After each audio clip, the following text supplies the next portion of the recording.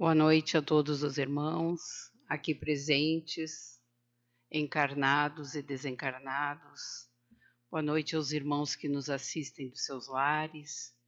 Que possamos, nesses breves instantes, nos conectar com a espiritualidade, buscando aurir as influências positivas que a espiritualidade vem elaborar conosco, deixando de lado as nossas preocupações, os nossos afazeres, para que neste momento possamos cuidar da nossa essência, que é o nosso espírito. Então, gostaríamos de dar alguns avisos antes do início dos nossos trabalhos. O Departamento da Área da Família, o DAFA, convida todos os presentes e todas as famílias para uma reunião que acontecerá, uma roda de conversa com o tema O Autoconhecimento dos Pais. Este evento acontecerá, essa roda de conversa, no dia 27 de maio, às 20 horas, no Salão do Lar da Solidariedade, lá nos fundos da casa. Então, todos estão convidados e aqueles que desejarem participar podem se inscrever com qualquer um dos trabalhadores da casa ou pelo telefone que está no card, que está no Face, está na página do centro. Também estão abertas as inscrições para a nova turma de ED, que começou na data de hoje, às 19 horas, aqui na casa, mas ainda tem vagas e aqueles que desejarem poderão vir a partir, né, da próxima quarta-feira, que sempre será das 19 horas às 20 horas, antes da nossa sessão. Também nós estamos pedindo aos irmãos, aqueles que puderem, quiserem colaborar com novelos de lã para a confecção das roupas de bebê e das crianças. Nós temos companheiras que tecem roupinhas de crianças e de bebês. Então, aqueles que puderem nos ajudar com novelo de lã, conforme as suas condições, nós agradecemos. Também agradecemos de antemão aquele quilo de alimento que cada um de nós traz a todos. Nosso muito obrigado, porque este alimento é importantíssimo para a confecção dos ranchos que a casa entrega mensalmente às famílias carentes e também os ranchos emergenciais que acontecem, né, que são distribuídos quase todos os dias que tem trabalho na nossa casa. As pessoas vêm buscar, e vêm pedir, e vêm solicitar porque estão em dificuldades econômicas. Então, convidamos a todos, neste momento, para elevar o nosso pensamento, buscando essa sintonia. E hoje nós trouxemos para a nossa reflexão e para nos harmonizarmos uma oração para a sustentabilidade. Ela é uma psicografia de Chico Xavier por André Luiz. Diz assim: Senhor da vida, que eu saiba compreender e preservar o solo que me recebeu com tanto amor e fartura. Ampara-me o raciocínio para que eu não veja nele apenas meio de obter dinheiro ou comodidades, mas sim terreno sagrado que me compete cuidar da melhor forma possível. Que eu também não veja nele depósito para o lixo que produzo, jogando em seus rios, em suas matas ou nas estradas os detritos que devo colocar em local apropriado. Se a terra me responde tudo que eu preciso para o meu sustento e conforto, que eu seja grato o suficiente, preservando-a com seriedade e respeito, para que prossiga sendo o lar caricioso de todos nós, hoje, amanhã e sempre. Assim seja. André Luiz. Então, com essa pequena reflexão, que nós possamos, né, ter o cuidado também de fazer a nossa parte neste planeta tão maravilhoso que nós habitamos, nessa terra tão gentil que fomos colocados nessa existência. Então, elevemos o nosso pensamento, orando, pedindo também para que possamos compreender as lições do Evangelho, que certamente são sempre importantes para que nós possamos fazer as nossas reflexões diárias e tirar o conhecimento que nós necessitamos para vivermos melhor. Pai nosso que estais nos céus, santificado seja o vosso nome. Venha a nós o vosso reino, faça-se a vossa vontade assim na terra como no céu. Dai-nos o pão de cada dia, Senhor. Perdoai as nossas dívidas, como nós perdoamos aos que nos devem. Perdoai as nossas ofensas, assim como perdoamos aos que nos ofenderam. E não nos deixeis entregues à tentação, mas livra-nos do mal. E assim seja. Então, neste momento, nós teremos as reflexões do Evangelho pela nossa companheira Elizabeth.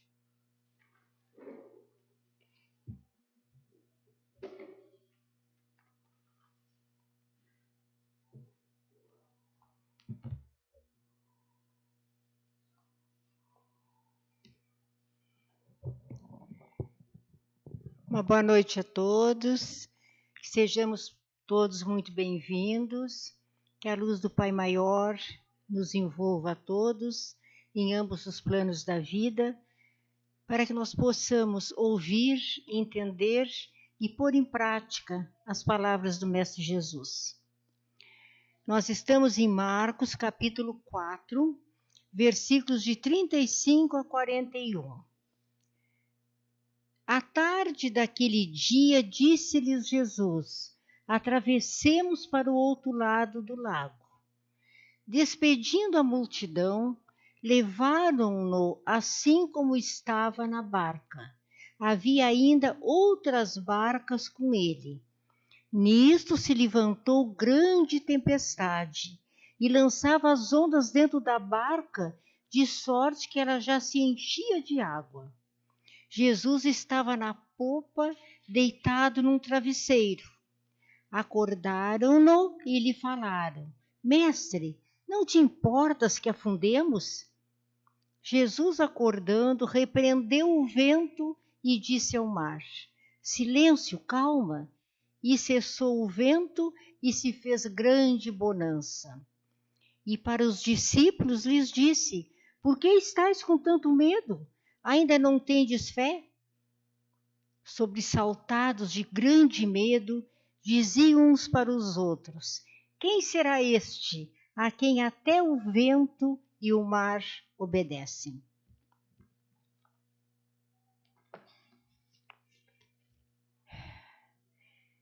Essa belíssima passagem evangélica que nos comove a todos é luz que tem brilhado sempre, embora estejamos num mundo de expiação e provas, desde a vinda do Cristo, que ela vem trazendo essa iluminação para os nossos corações.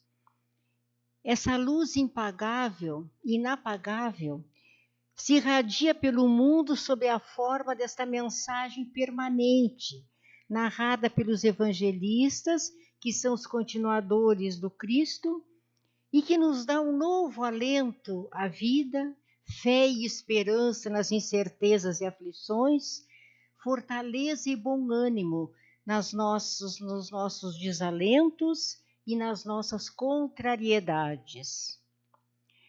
Reflitamos nesta noite algumas nuances dessa passagem evangélica narrada por Marcos e sintamos toda a força, poder, sabedoria do Rabi a bordo daquela barca do longínquo mar da Galileia. Retomando, aquele dia fora longo e cansativo, pois eram muitas as solicitações. Mateus diz que lhe haviam trazido muitos possessos e enfermos e ele os curou, mas que a multidão continuava ao lado dele. Marcos não menciona os endemoniados e doentes neste ponto, mas informa que ele pregava longamente por parábolas. A parábola do semeador, a da lâmpada, a da medida, a do grão de mostarda. E além de Marcos, Lucas e Mateus se referem com grande precisão a esta cena dramática no mar que nós acabamos de ler. À vista dos relatos de Mateus, de Marcos e de Lucas, Jesus pediu que o transportassem à outra margem do lago. Marcos, mais minucioso, ele acrescenta que os apóstolos despediram o povo. São unânimes os narradores em assegurar que o mestre logo adormeceu e, enquanto ele dormia, levantou-se aquela grande borrasca. Mateus nos diz que era tão grande o temporal, como nós vimos, que as ondas chegavam a cobrir a barca. Marcos diz que era apenas uma forte tempestade. E Lucas confirma a inundação do barco pelas águas revoltas. Muita gente deve questionar a possibilidade de armar-se uma tempestade desse porte num reduzido mar interior. Hermílio de Miranda, na obra Candeias na Noite Escura, ele nos informa, a partir de estudos geográficos, abrir aspas, as elevações em torno do mar são cinzentas e desnudas no verão, mas se cobrem de vegetação na primavera. O lago está profundamente embutido no meio das elevações, sujeito a ventanias e tempestades, que se armam rapidamente. A navegação não está livre de riscos. Fechar aspas. Apenas para corroborar a informação dos evangelistas que as tempestades eram súbitas e violentas. O certo é que quando iniciaram a viagem, o tempo estava bom e as águas estavam calmas. O mestre logo adormeceu e dormia ainda no fragor da tormenta. A narrativa do Evangelho é extremamente sóbria, com economia de palavras despida de adjetivos. Quando os autores dizem que a borrasca era forte e que as águas invadiram o barco, podemos acreditar neles. Aqueles homens viviam em torno do lago, do mar, onde pescavam para a sua sobrevivência. Eles conheciam os perigos e estavam realmente aflitos. Não havia dúvida, então, que a tempestade era de assustar. Por isso decidiram despertar o mestre com leve censura na pergunta, segundo Marcos. Mestre, não te importa que afundemos? Nesta parábola, além dos ensinamentos que contém, abordar o pavor da morte que os discípulos sentiram naquele momento. E Jesus atribuiu este medo à pouca fé dos seus companheiros. Por que este medo, homens de pouca fé? Nós sabemos que falar sobre a morte, para alguns, é motivo de grande sofrimento, pavor, medo. Para outros é libertação e para outros ainda é humor. Alta de Souza Espírito nos diz assim: morrer é desvencilhar-se das amarras, ganhar a amplidão. Mas um filósofo já disse que desejamos sim o céu, mas que nós não queremos morrer. O cineasta Woody Allen, num tom humorístico, filosofa. Não que eu esteja com medo de morrer, apenas não queria estar lá quando isto acontecesse. O escritor mineiro Guimarães Rosa nos diz sobre a morte. A morte é a curva da estrada. Morrer é só não ser visto.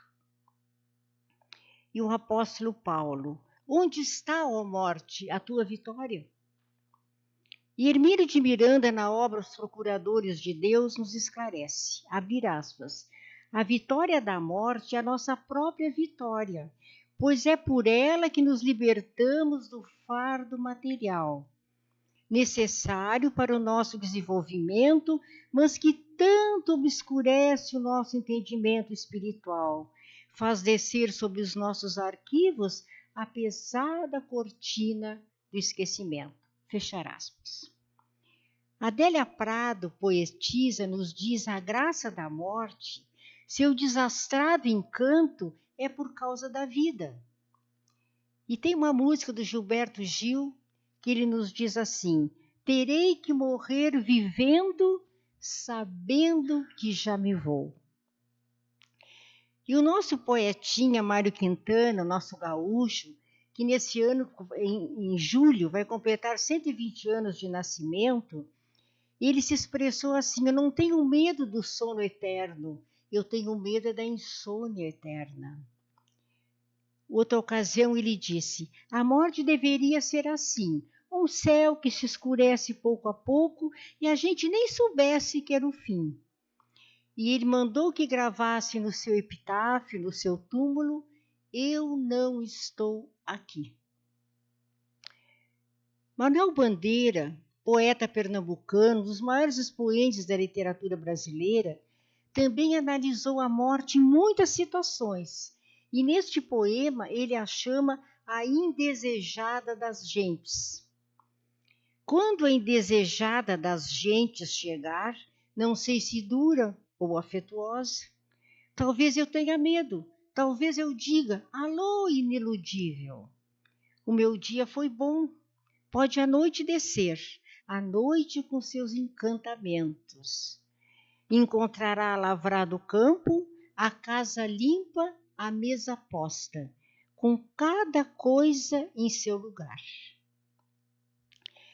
Então, nós vemos que a morte, todos a conhecem ou a adivinham, pois está presente em toda parte, mas ninguém sabe como se mostrará a cada um, nem quando, nem com que face e nem mesmo como vamos recebê-la, se com medo ou com um sorriso, como diz o poeta. E aí reside o seu mistério. E nas palavras do poeta, o seu dia foi bom, pode a noite chegar. Ele já se dizia com o campo lavrado, a casa limpa, cada coisa em seu lugar. Mas mesmo assim não sabe se está preparado para recebê-la.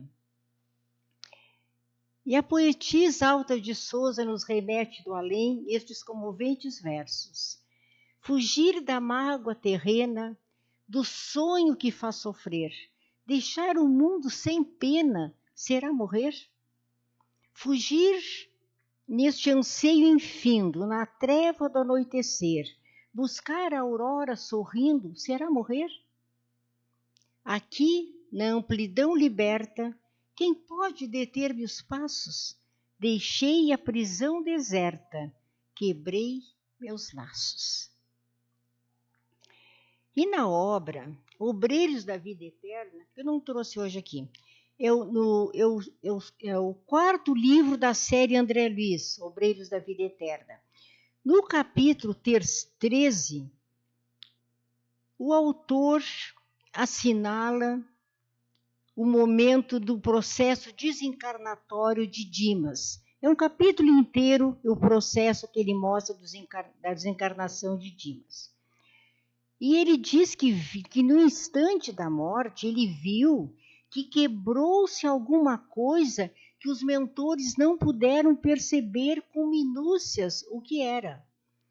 E que brilhante chama violeta dourada desligou-se da região craniana do enfermo.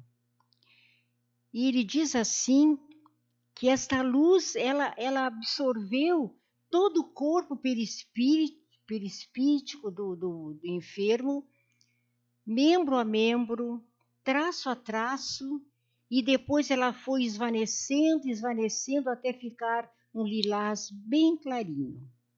Diz André Luiz que ele quis fitar essa brilhante luz, mas que não conseguiu fitá-la. Então ele indaga se haverá algo em comum entre a morte de um ser humano e a transformação de uma estrela. Dizem que, de algum modo, ambos explodem em luz, algo renasce neles, como fênix divinas, para novas formas e novas exuberantes maneiras de existir. Está no capítulo 13, Obreiros da Vida Eterna, André Luiz, psicografia de Chico Xavier.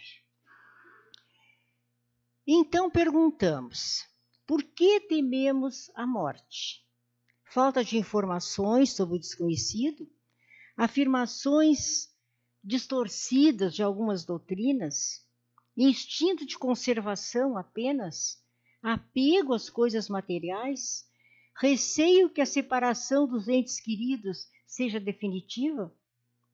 Algum outro questionamento que eu não coloquei aqui? Muitas religiões tentam esclarecer o indivíduo com aquilo que aprenderam, mas criando-lhe falsas ilusões, que quando desencarnarem vão para o céu ou para o inferno. Ou outras religiões dizem que lá nós teremos uma vida contemplativa, ao lado de Deus, nós ficaríamos completamente extasiados diante de tudo que nós enxergaremos neste céu, ou teremos uma dificuldade enorme porque chegaremos no inferno. Somente a doutrina espírita elucida o homem sobre o fenômeno da morte, ou a transformação de uma mesma vida, dizendo que a morte não existe. Onde outras doutrinas se detêm, o Espiritismo prossegue de forma racional e lógica. Comprova cientificamente de forma objetiva os fenômenos da reencarnação e da comunicabilidade entre os espíritos encarnados e desencarnados. E como já citamos na obra Obreiros da Vida Eterna de André Luiz, quando ele diz que o ser renasce para novas e exuberantes maneiras de existir. E a pergunta: nascemos já com a data certa para o retorno à pátria espiritual?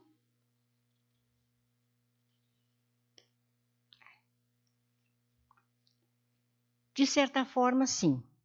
Mas existem também as moratórias.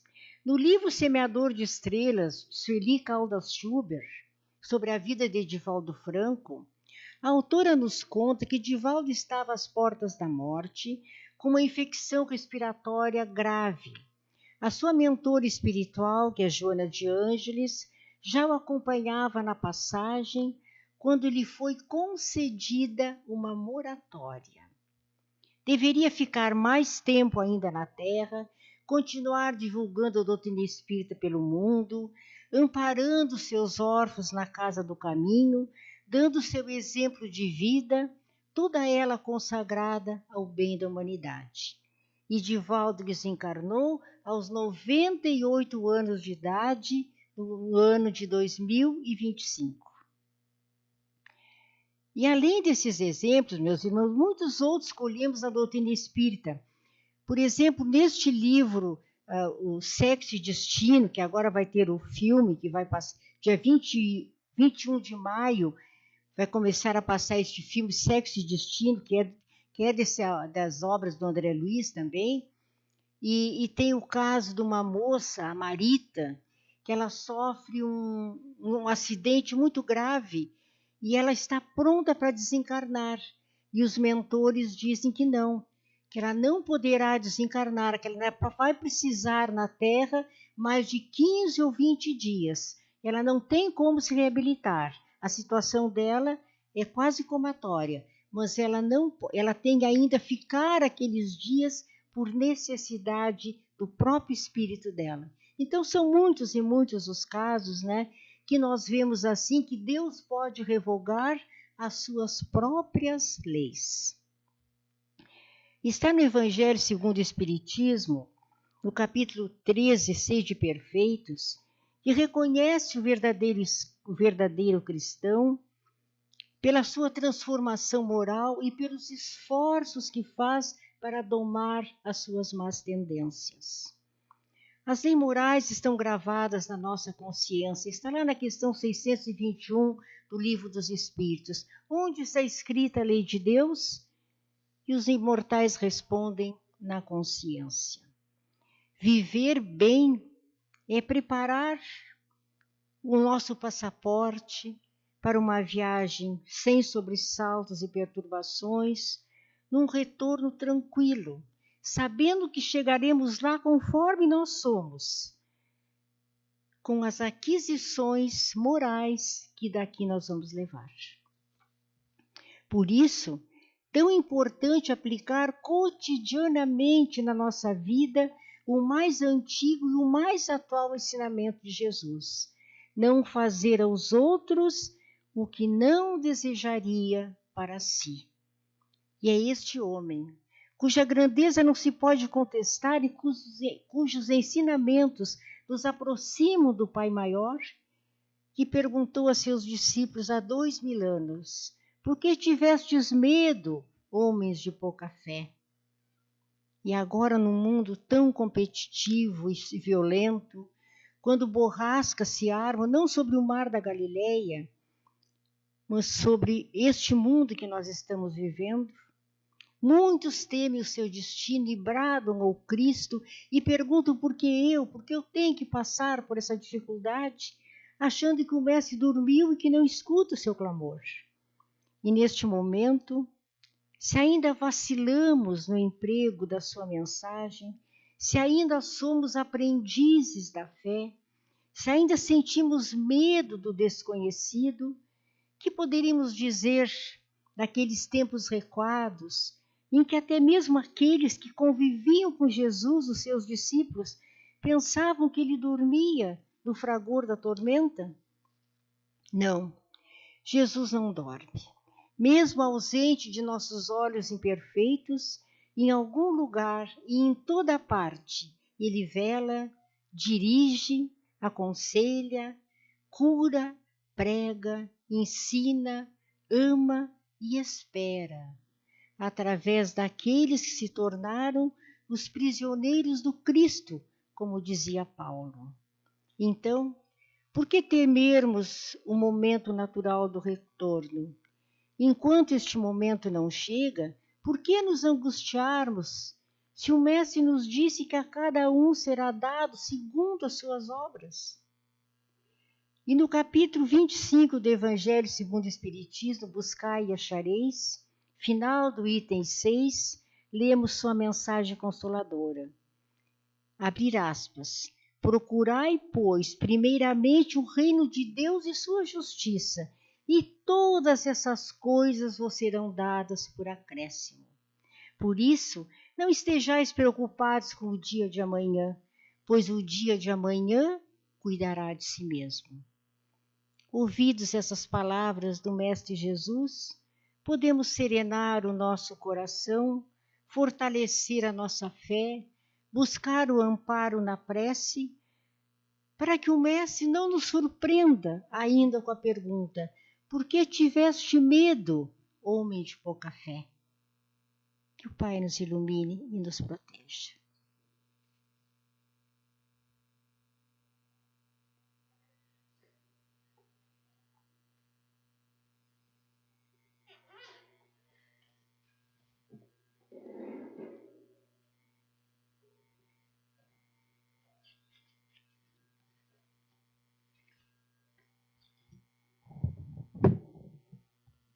Então, meus irmãos, neste momento, elevemos o nosso pensamento, juntamente com todos os irmãos que nos assistem dos seus lares, mentalizando o nosso espírito protetor, os amigos espirituais, para que cada um de nós